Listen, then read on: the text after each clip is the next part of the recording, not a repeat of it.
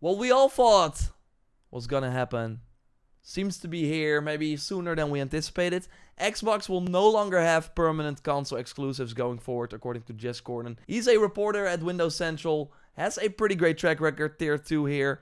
Obviously, still take it with a grain of salt, but this has of course been happening for a long time. Like here, basically he says it on Twitter as well. Yeah, they're all coming to PlayStation over time, but the era of having permanent console exclusives is over. That's basically what he's saying here. And again, we've been slowly seeing that already. Most recently, at the Game Awards, we saw Outer Worlds 2 again. And this is what it looked like when it was announced. And now it looks like this. Of course, PS5 is added there. Obsidian, like, launching 2 big games in 1 year, still crazy. Of course, Avowed is dropping in February. That is not coming to PS5 day 1 at least, but might, of course, come later. But yeah, I do think for this title it makes sense. Like, you had the first one on PS5. Why not get people the sequel that they probably want? I still think this reveal is like one of the craziest moments of the year. Where they, of course, at the Game Awards are like, hey, we have an announcement. Indiana Jones is coming December 6th, 9th. And then they were like, there you have it. Indiana Jones and the Great Circle is coming out this December for Xbox, Game Pass, and PC. But there is one more thing that Machine Games and Bethesda wanted to share with you about Indiana Jones and the Great Circle. Like, having this much, like, focus on it, this much of a spotlight, to basically say, yo, the game is not an exclusive anymore, that's still crazy to me. So yeah, they're saying, you don't have to buy an Xbox, you can just wait till spring 2025, it's probably gonna be April, to play this game on the console you probably already have, or the console that has more exclusives that you maybe want to play. So they basically shoot themselves a bit in the foot. I think it's still wild. Like, they could have just announced it in February. Indiana Jones, we got all the sales on Xbox and PC. We're bringing it to PlayStation. That would have been fine too. Maybe it was Disney being like, yo, we want this announced. But I thought this moment was crazy. Putting so much focus on it. But yeah, it makes sense, right, that they are doing this in a way. Because they, of course, tested earlier this year with Sea of Thieves, Hi-Fi Rush. They did, what was it? The Pentiment, and they also brought over Grounded, of course. And Sea of Thieves sold 1 million copies on PS5. It was the best-selling, or like the most downloaded, basically the best-selling game on PS5 in May, the month it came out. That's crazy. This game came out in 2018, and it sold 1 million. It was the best-selling game on PlayStation 5 in May. So yeah, Microsoft was looking at that. That's like, they sold this game for like $30, right, or something.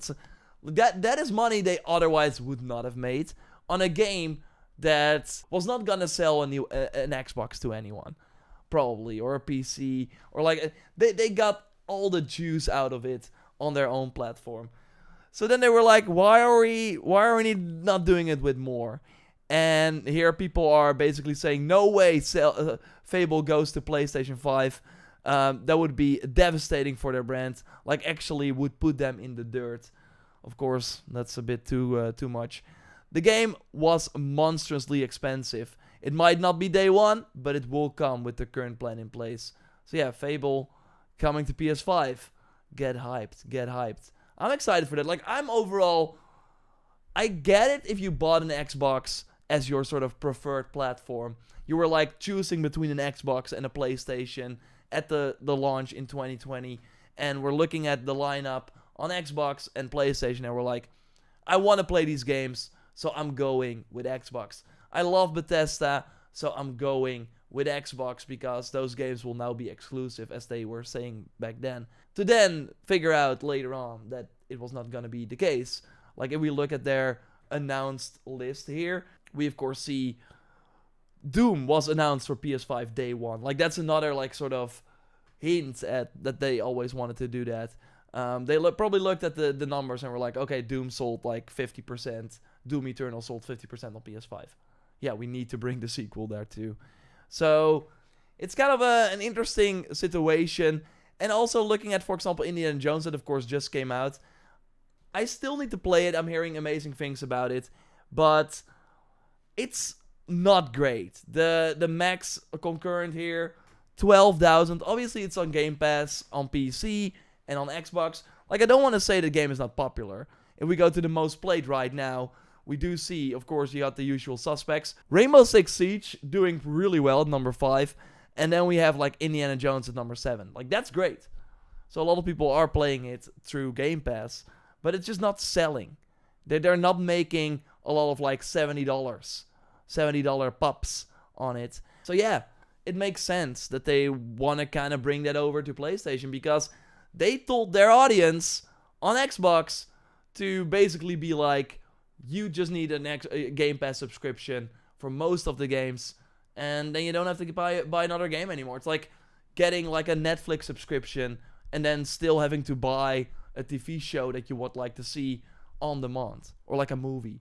No, you bought Netflix because you then have this huge catalog of things. So you're always going to Netflix first to see if that is on the service. And that's kind of what Xbox, like they said that basically to their fans as well, that is how things should be moving forward. And obviously, if we go here, I think some people were saying, I'm not sure if that was here, but basically people were asking, yo, what about Halo? What about Gears? Well, remember one thing with Halo. They, like, moved to Unreal Engine 5. They, of course, did that whole video. And Digital Foundry was already, like, probably one of the main reasons for that is to port it to PS5. Like, there are rumors that they're remaking the first game in UE5. And yeah, having that, like, on UE5 means that it can easily run on PS5. So, that was likely one of the main reasons that they did not say in the video.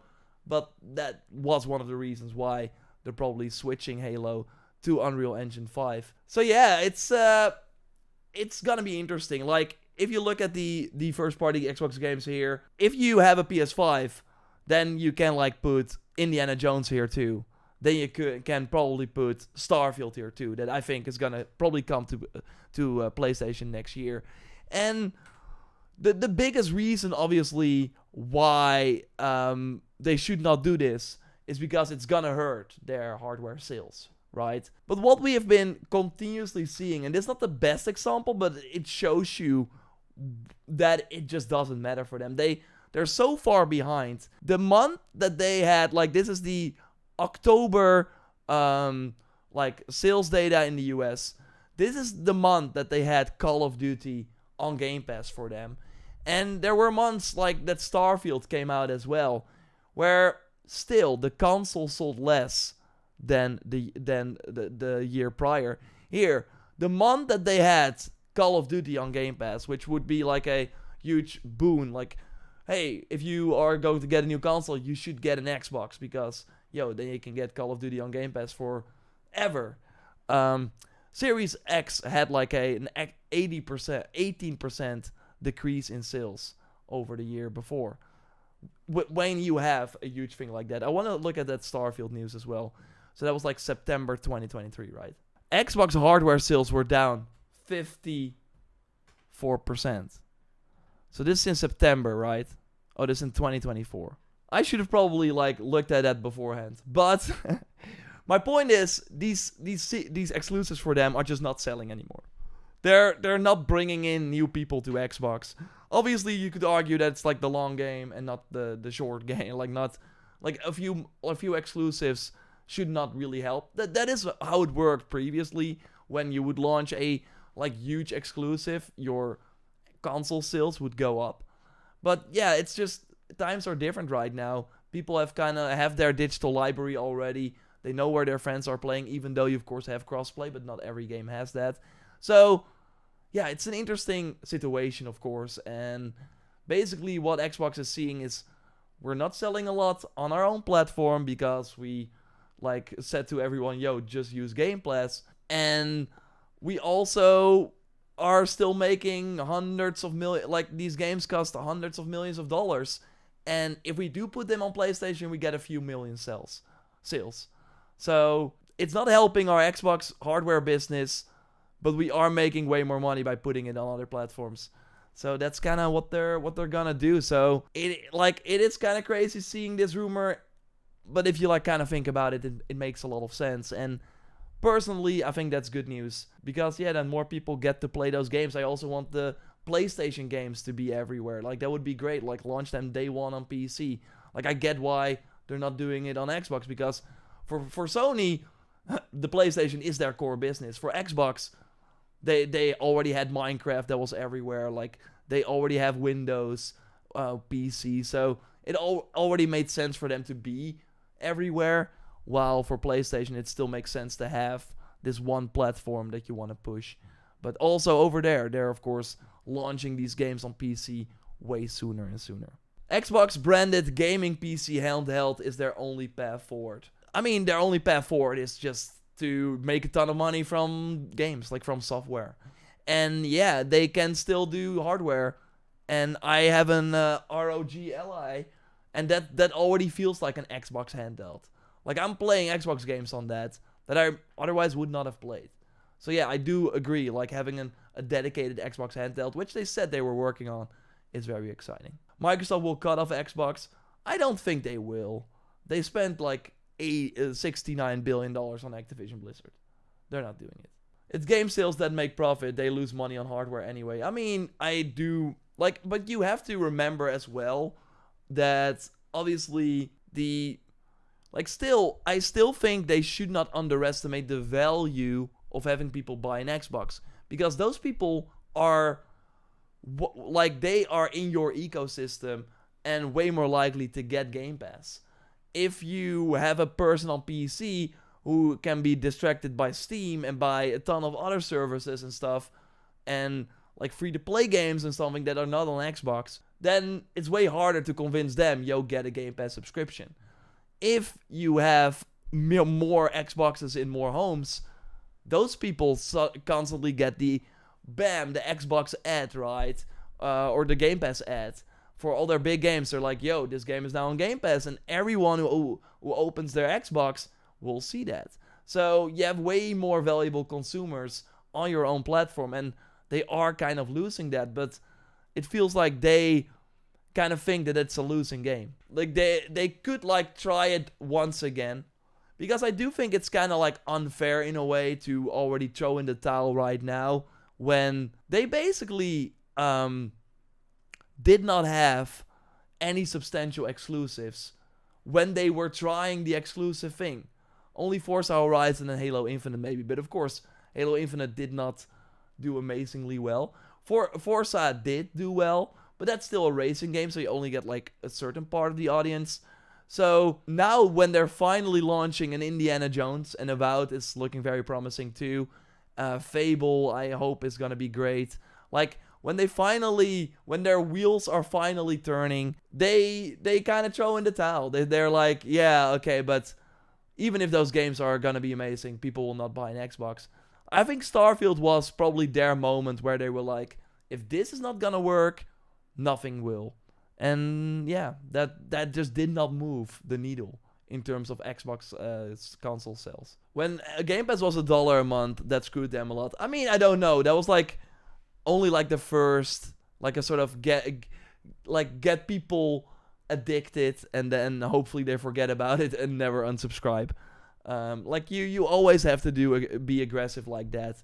Get people in the door, and then hopefully they forget about it or just stick around. But yeah, the next few years for Xbox are gonna be exciting, and I think people on PlayStation will only win because you get way more games.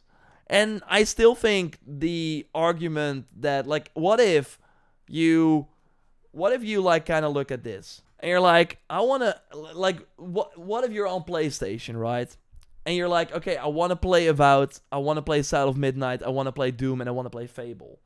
If these games come to PS5, then you're already looking at $200 or more, like $300.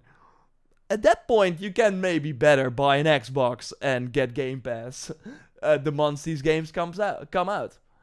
Outer Worlds 2 is not even on here. There might have more games. So I think that is actually the best sort of thing they got going for them. If they, at a regular pace, can launch these very big games, and people on PlayStation find themselves like buying these games every time, then they might do the math and be like, but why? Why would I not just get an Xbox with Game Pass. I think that's kind of their maybe saving grace here, which could turn this whole, yo, we're making the Xbox platform less appealing because there are no exclusive games anymore, into a positive thing, because it's still cheaper to play them on Xbox. Only though, I have to say, only though if you get the subscription when the game comes out and then immediately unsubscribe and finish the game in that subscription window. Otherwise, you're still looking at like more than $200 a year to get Game Pass Ultimate. Right? Or it's like $20 a month now, probably less for like a yearly thing. It still adds up if you then also buy the Xbox. So it is interesting for sure.